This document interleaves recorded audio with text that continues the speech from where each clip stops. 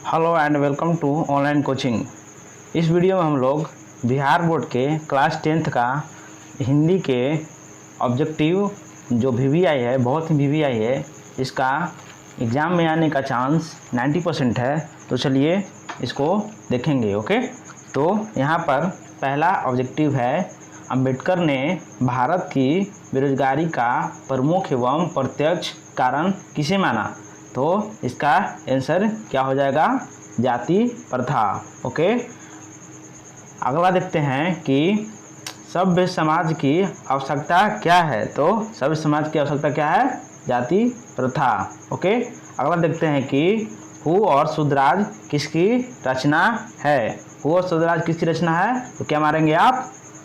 Bhimrao Ambedkar. Okay, अगला देखते हैं कि विष की दात कहानी का प्रमुख पात्र कौन है? तो विष की दात के कहानी का प्रमुख पात्र कौन है? यहाँ पर हो जाएगा खोखा। ओके, तो क्या हो जाएगा? विष की दात के कहानी का प्रमुख पात्र है खोखा। ओके, अगला देखते हैं कि झोपड़ी और महल की लड़ाई में अक्सर कौन जीतते हैं? तो यहाँ पर क्या हो जाएगा? महल वाले। ओके, झोपड़ी और महल की लड़ाई में अक्सर कौन जीतते हैं? महल वाले। ओके, आगे देखते हैं कि सच्चा भारत कहाँ बसता है? तो इसका आंसर क्या होगा? सच्चा भारत कहाँ बसता है? तो इसका हो जाएगा गाँव में। ओके, यहाँ पर देख लेते हैं कि सच्चा भारत कहाँ निवास करता है? गाँव में। ओके, अगला देखते हैं कि भारत में हम क्या सीखे? पाठ गद्य की कौन सी विधा है? तो एक कौन सी विधा है? इसका आंसर क्या होगा? भाषण। ओके, कौन सी विधा है? भाषण। दूसरे के इशारों पर भटकने वाले लोगों को क्या कहते हैं? तो इसको क्या कहते हैं? मूढ़। जो दूसरों के इशारे पर भटकते हैं उसको क्या कहते हैं? मूढ़। तो अगर आप लोग को मान लीजिए कि किताब नहीं पढ़ें तो इसको कैसे मारा जाएगा? तो यहाँ पर देखते हैं कि जो दूसरे के मार्ग को बढ़ेंगे तो विद्वान तो नहीं होंगे, विद्वान रहेंगे तो अपना ही रास्ता पर चलेंगे, ज्ञानी रहेंगे तो वो भी अपना रास्ते पर चलेंगे, और भले लोग क्या कहेंगे? वो भी अपने ही रास्ता पर चलेंगे। वहाँ पर थोड़ा सा दिमाग लगाना है और मारना है। ओके, तो आगे देखते हैं कि 9th है, मैक्स मुलर के पिता का क्या नाम था? तो मैक्स मुलर के पिता क्या नाम था? विल्हेल्म मुलर। ओके, क्या नाम था? विल्हेल्म मुलर। ओके, अगला देखते हैं, और केन का जर्मन भाषा में किसने अनुवाद किया? तो इसका आंसर क्या हो जाएगा? मैक्स मुलर ने। ओके, किसने किया? मैक्स मुलर ने। ओके, अगला देखते हैं कि प्रदेश की विधा पढ़ने का क्या पढ़ना होगा? तो इसका क्या आंसर होगा? सबकी बुद्धि आध्यात्मिक हो गई। ओके, अगला देखते हैं कि नगर कहानी किस लेखक द्वारा रचित है? तो इसका क्या आंसर हो जाएगा? सुजाता के द्वारा। ओके, किसके द्वारा रचित है? नगर जो कहानी है उसके किसके द्वारा रचित है? सुजाता के द्वारा। ओके, अगला देखते हैं कि लेखक के अनुसार मनुष्य के नाखून किसके जीवंत प्रतीक है? तो इसका आंसर क्या होगा? पार्श्ववृत्ति। ओके, तो यहाँ पर क्या है? लेखक के अनुसार मनुष्य के नाखून किसके जीवन प्रतीक है? पार्श्ववृत्ति का। ओके, अगला देखते हैं कि हजारी प्रसाद द्विवेदी का जन्म कब हुआ? तो इसका आंसर क्या होगा? 1907 में हुआ। हजारी प्रसाद द्विवेदी का जन्म कब हुआ? 1907 में। ओके, अगला देखते हैं कि रहीरास किसकी रचना है? तो रहीरास किसकी रचना है? गुरु नानक की। ओके, रहीरास किसकी रचना है? गुरु नानक की। अगला देखते हैं कि लक्ष्मी के बड़े पुत्र का क्या नाम था? तो क्या नाम था? अच्युत। ओके, क्या नाम था? अच्युत। तो यहाँ पर आंसर क्या हो जाएगा? ए। ओके, अगला देखते हैं कि एक वृक्ष की हत्या में कवि शहर को किससे बचाने की बात करता है? ओके, तो इसका आंसर क्या हो जाएगा? नादरों से। ओके, नादरों से बचाने की बात करता है। अगला देखते हैं कि गांधी जी दक्षिण अफ्रीका प्रवास कब से कब तक था? मतलब गांधी जी अफ्रीका में कब से कब तक रहे? ओके, इसका आंसर क्या हो जाएगा? 1893 से लेकर 1914 तक। ओके, अगला देखते हैं कि जब पंडित बिरजू महाराज की को संगीत नाटक अकादमी अवार्ड मिला तब उनकी उम्र क्या था? तो इसका आंसर क्या हो जाएगा? 27 वर्ष। ओके, कवि ने मालिन किसे कहा? तो इसका आंसर क्या हो जाएगा? किसे कहा? कृष्ण और राधा को। ओके, कवि ने मालिन किसे कहा? कृष्ण और राधा को। अगला देखते हैं कि स्वदेशी, यहाँ पर है स्वदेशी कविता के कवि हैं, कौन है? बद्रीनारायण चौधरी, प्रेमधन, जिनको प्रेमधन भी कहा जाता है। ओके, स्वदेशी कविता के कवि कौन है? बद्रीनारायण चौधरी। ओके, अगला देखते हैं कि प्रेमधन ने अपनी कविता में डफाली किसे कहा? तो इसका आंसर क्या हो जाएगा? वर्ण व्यवस्था को मानने वाले को। ओके, वर्ण व्यवस्था में जो मानते हैं उनको प्रेमधन ने क्या कहा? डफाली कहा।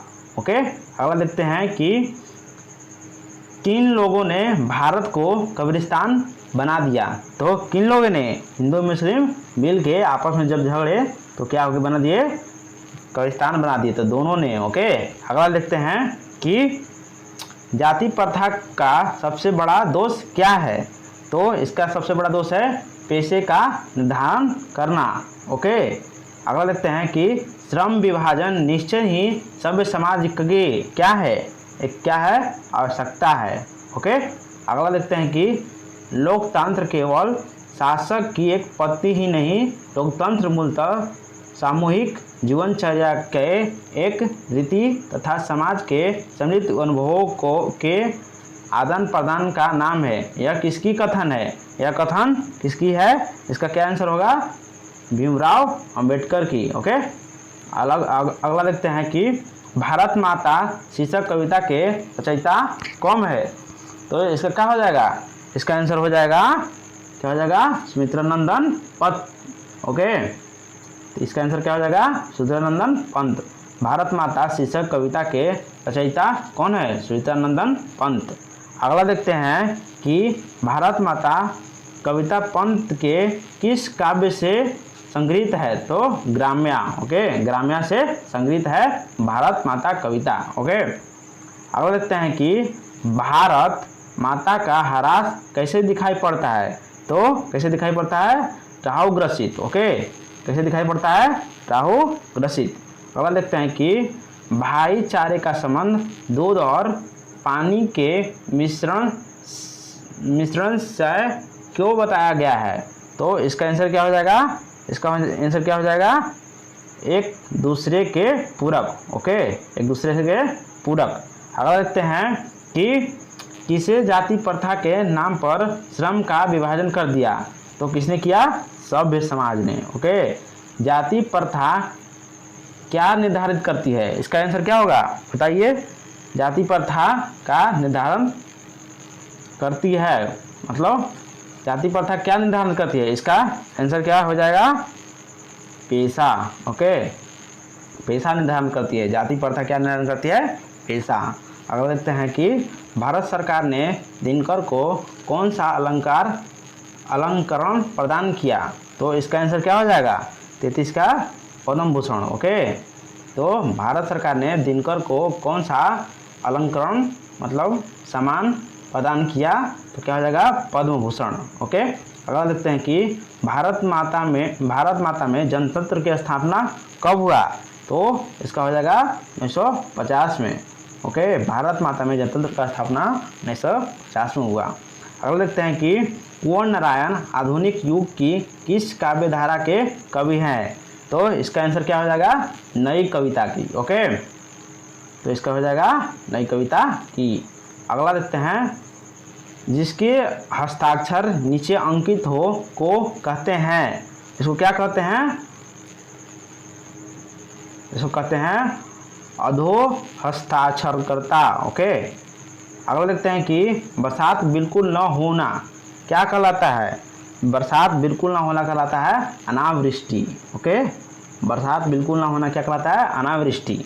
अगला देखते हैं कि सरकार के प्रयास से जारी होने वाला सूचना क्या कहलाती है?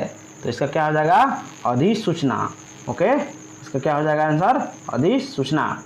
अगला देखते हैं कि जो किसी के प्रति आसक्त हो कहलाता है, क्या कहलाता है? अनुरूप। जो किसी के प्रति आसक्त हो कहलाता है अनुरूप। ओके। अगला देखते हैं कि बालक पढ़ता है, इस वाक्य में पढ़ता क्या है, तो यहाँ पर क्या हो जाएगा, क्रिया हो जाएगा। ओके, बालक पढ़ता है, इस वाक्य में पढ़ता क्या है, तो क्रिया हो जाएगा। ओके, यहाँ पर अगला है राम ने कहा कि वह बाजार जा रहा है, इस वाक्य में वह क्या है, तो वह क्या में आता है। ओके, क्या में आता है, सर्वनाम में आता है, तो यहाँ पर सर्वनाम टिक कर देंगे। अगला देखते हैं कि मैं यह काम आप ही कर लूँगा, तो मतलब मैं यह काम स्वयं कर लूँगा। इसमें वाक्य में आप है, आप क्या है, इस वाक्य में निश्चय वाचक सर्वनाम है। ओके, अगला देखते हैं कि उसका कोट पुराना है, इस वाक्य में पुराना क्या है, पुराना क्या चीज़ बता रहा है, एक विशेषण बता रहा है। ओके, विशेषता बता रहा है, इसका आंसर क्या हो जाएगा, विशेषण। अगला देखते हैं कि निम्नलिखित में कौन सा विशेषण का भेद नहीं है, तो इसका आंसर क्या हो जाएगा, पुरुषवाचक। ये क्या है, विशेषण का भेद नहीं है। अगला देखते हैं बहुत दान देने वालों को कहेंगे, क्या कहेंगे, औधर दानी। ओके, बहुत दान देने को कहते हैं औधर दानी। अगला है जो शीघ्र प्रसन्न हो जाए उसे क्या कहते हैं, जो शीघ्र ही प्रसन्न हो जाए उसको कहते हैं आशुतोष। ओके, जो शीघ्र ही प्रसन्न हो जाते हैं उसको क्या कहते हैं, आशुतोष। अगला देखते हैं जिसकी भुजाएं घुटनों तक लंबी हो उसको क्या कहते हैं, जिसकी भुजाएं घुटनों तक लंबी हो उसको क्या कहते हैं, अजानुबाहु। ओके, अगला देखते हैं कि अग्रे का अर्थ होता है, अग्रे का क्या अर्थ होता है, जिसे सूंघा जा सके। ओके, अगला देखते हैं कि चक्र धारण करने वाला क्या कहलाता है, चक्र धारण करने वाला कहता है चक्रधर। ओके, अगला देखते हैं जिनके चार चार पैर होते हैं उसको क्या कहते हैं, चौपाया। ओके, अगला देखते हैं कि निम्नलिखित में कौन काल का भेद नहीं है, तो इसका आंसर क्या हो जाएगा, आधुनिक काल। ओके, हम लोग तीनों पढ़े ना, वर्तमान काल, भूतकाल, भविष्य काल, तो ये आधुनिक काल, काल का भेद नहीं है। ओके, अगला देखते हैं कि राम धीरे धीरे पढ़ता है, इस वाक्य में धीरे धीरे क्या है, तो क्या हो जाएगा, क्रिया विशेषण। तो पढ़ता है धीरे धीरे, तो यानी कि पढ़ता है क्रिया हो गया और धीरे धीरे विशेषण है, तो ये क्या हो जाएगा, क्रिया विशेषण। ओके, अगला देखते हैं कि उसने पढ़ा था, इस वाक्य में निहित काल क्या है, तो ये कौन सा काल में आएगा, भूतकाल। ओके, थाते थी है, पढ़ा था यानी कि भूतकाल में था, इसलिए ये कौन सा में आता है, भूतकाल में। ओके, अगला देखते हैं कि विद्यार्थी शब्द में कौन सा संधि है, तो ये याद रखेंगे, ये बहुत ही इंपॉर्टेंट है, दीर्घ संधि। ओके, ये कौन सा संधि है, दीर्घ संधि। अगला देखते हैं कि दूसरों के दोष देखने वाले कहलाता है, क्या कहलाता है, क्या कहलाता है, जो दूसरों के दोष को देखता है उसको क्या कहता है, छिद्रानिवेशी। ओके, छिद्रानिवेशी कहते हैं। अगला देखते हैं कि जीने की इच्छा को कहते हैं, जीने की इच्छा को क्या कहते हैं, जिज्ञासा। ओके, अगला देखते हैं जीतने की इच्छा रखने वालों को क्या कहते हैं, जीतने की इच्छा वाले रखने वालों को क्या कहते हैं, जिज्ञासा। ओके, अगला देखते हैं कि भोजन की इच्छा रखने वालों को कहते हैं, जो भोजन की इच्छा रखते हैं उसको क्या कहते हैं, जिघाक्षु। ओके, अगला देखते हैं कि रामायण का संधि विच्छेद क्या है, तो रामायण का क्या संधि विच्छेद होगा, इसका आंसर क्या होगा, Ram plus ion. Okay, Ram और का अ प्लस आ मिलकर क्या हो जाएगा, आ, तो रामायण हो जाएगा। ओके, तो आगे देखते हैं कि परमौधन का संधि विच्छेद है, क्या है, प्रबंधों का परम प्लस औधन। ओके, तो थैंक यू फॉर वॉचिंग। अगर यह वीडियो आपको अच्छा लगा तो अपने दोस्तों के साथ शेयर कर दीजिए। ओके, और चैनल को मन कर रहा है तो सब्सक्राइब कर दीजिए, और क्या।